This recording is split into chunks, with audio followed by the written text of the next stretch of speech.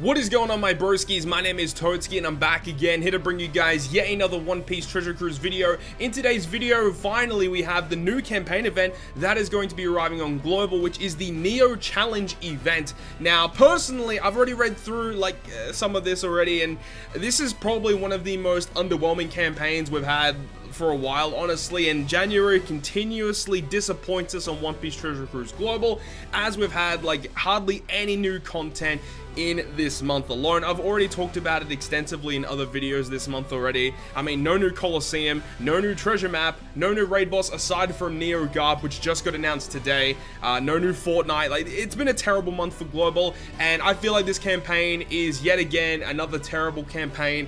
However, I'll be bringing the news to you guys so you guys know exactly what is going to be going on for the rest of January. But before we get into that, I just want to quickly state that today is actually the last day that you can compete in the ranking event mission, which is the Don Quixote family with Pika, Diamante, and Treble. Obviously, the ranking is only on the Pika version of the dungeon. I've already made a video about that as well, so click the card at the top of the video if you guys haven't seen how to beat the ranking mission and stuff like that, and also my 70 runs, and you saw what I got from my red ticket pull, so make sure you go ahead and check that out. But as this eventually loads, today was the last day to actually get the ranking points to get to a specific score, and luckily enough, I was able to reach the max threshold of 230 points. I actually got to reach 241, so that's actually really cool. So I ended up getting 5 of each of those tomes there, the 10 gems, and as well as the cotton candies. But hopefully you guys had some good luck on your runs as well. Hopefully you guys got the highest ranking points that you could possibly achieve. But anyways, let's talk about the news, which is obviously the most important part of this video, of course.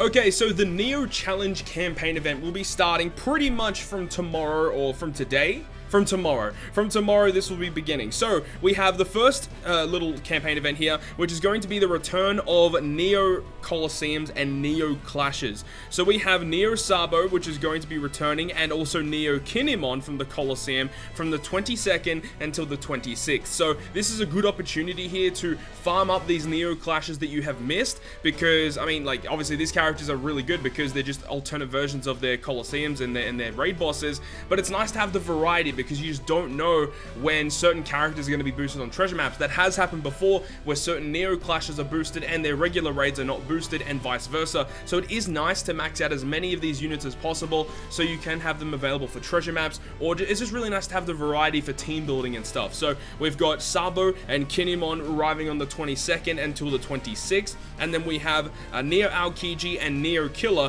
from the 27th until the 31st. So once again, make sure to farm these up, because the variety is really nice to have. Out of these ones here, the Colosseum ones in Kinemon and Killer actually are buffed versions of their original versions with slightly different special abilities. However, regular Colosseum Kinemon actually just got his limit break on One Piece Treasure Cruise Global, which grants him the double special activation effect, which actually makes him a little bit better than his than the actual Colosseum one, in my personal opinion. Anyways, Neo Killer is obviously a little bit of a buffed version as well, and then Aokiji and Sabo are pretty much the same, just with the different typings. Okay, so these characters, I would suggest to farm them up, as we said there. Those are the dates there. Make sure to go ahead and max these guys out. To go along with the release of these Neo Colosseums, we actually have limited time Chopperman quests. So it looks like it's going to be for the Neo Clashes and the Neo Colosseums for this specific date, and it says clear class restricted difficulties to get rewards such as absolute or mighty manuals, and also says there for Neo Clashes and Colosseums you'll be able to get training drinks,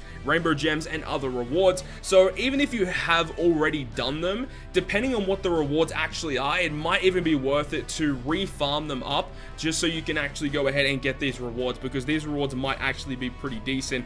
Getting your hands on some extra gems and absolute almighty manuals is always really good. I mean, because there's no content on Global right now, this is probably what I'll be doing anyways, so I might even stream it, so we'll have to wait and see for that one. Users have just installed the game will need to relaunch the application to receive the login bonus. I don't really know what it means by that. It looks like there might be login bonuses for these Chopperman quests. Really interesting. Okay, so as we said before with the Neo Clashes and Colosseums, these Chopperman missions will be arriving in line with the releases of them back in the game on Global. Event number 3 is going to be the return of the Tea Time units with the Luffy and Chopper Islands. Now, them being returning here on the 22nd until the 26th for Luffy, and then for Chopper is the 27th until the 31st. This could also hint towards the fact that these two particular units could be trusty characters in the upcoming upcoming treasure map. That is just something that I thought of myself. The fact that, you know, they are boosted here and they're going to be returning with double pirate XP. So if you have not done them before, this is a good opportunity to actually do it, because you can run double Neptune and the EXP ship,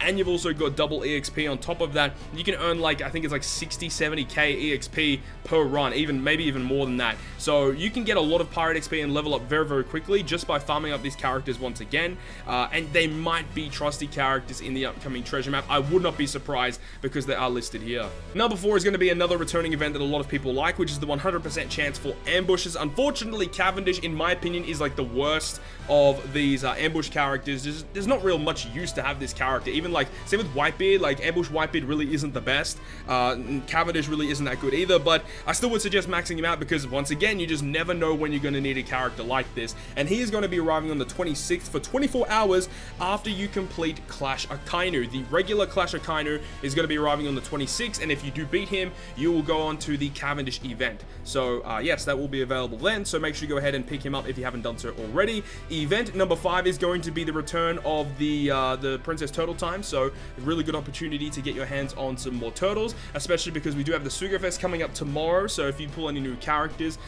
this is going to be good here. You could actually just farm up a lot of turtles, or even preemptively farm these up for the anniversary, because the anniversary is right around the corner. You can save up a bunch of Princess Turtles, and you know, whenever you get a new character, you can just level them up straight away. So that's really good. 30 minutes per day, and obviously every single day is going to be a different color that you can actually farm up. Event number 6 is the 22nd until the 26th, which is the EXP Island with Rayleigh. Now, I think Rayleigh gives 50,000 EXP every single day, so if you're running your double Neptune in the EXP ship, you can get a very substantial amount of EXP every single day just by farming this, and I'm sure a lot of people are going to be getting some pretty good level ups along this period here. So make sure to go log in every day during this period and complete this island every single day. I believe when you complete it, it gives you a gem as well, so this continues on the trend of us getting like up to 3 gems per day, which is very good.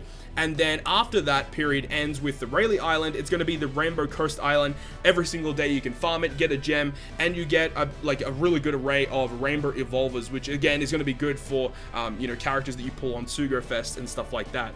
Event number 8 is going to be the return of double chance to level up a special from the 22nd of January all the way up until January 25th. This is actually really good, because this means that the double skill up will be live during the Neo Clash Garb. So this is great, because he's going to be arriving on the 22nd. I believe at that exact time period, they're going to be going live at the same time for the Neo Clash Garb and double skill up. You can max him out very, very easily from that, which is great. It means that you don't have to hold them in your box until the double skill up event arrives, of course, which is great.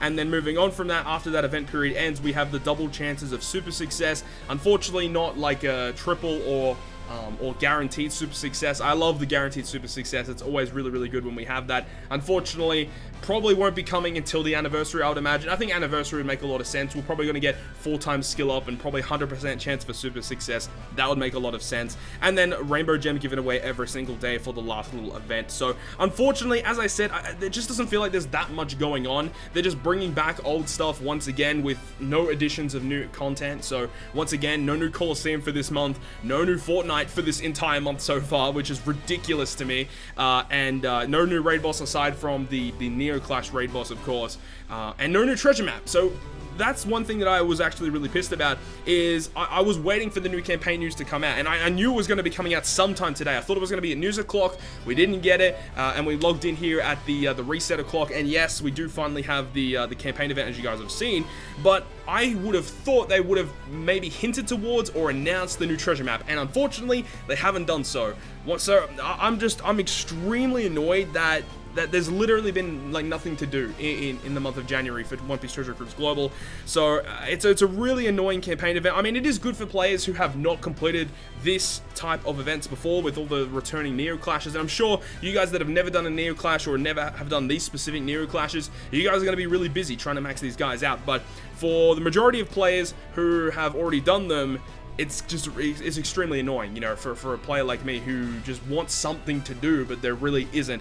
It is nice that they are returning these Neo Clashes and Coliseums with more Chopman missions, so we can potentially get more rewards, but typically, as we've seen, the rewards aren't really that good when they do returning content like that. So we'll have to wait and see. Hopefully the rewards are actually worth it and worth picking up. Hopefully a decent amount of gems and maybe some good limit break materials and good almighty manual amounts. You know, at least you know, 3 to 5 manuals would be great. But we'll have to wait and see for that one. But anyways, I hope you guys have enjoyed this video, and if you guys have, make sure to leave a like. Let me know your thoughts and opinions on this campaign, because I don't know, a couple people seem to like this campaign. I really don't like this campaign, so let me know what you guys think about it, and let me know. So hopefully you guys did enjoy. If you guys did, make sure to leave a like, and if you want to stay up to date with all the content I post, including more One Piece Treasure Cruise content, make sure to hit the subscribe button down below. But other than that, guys, I'll see you guys within the next video.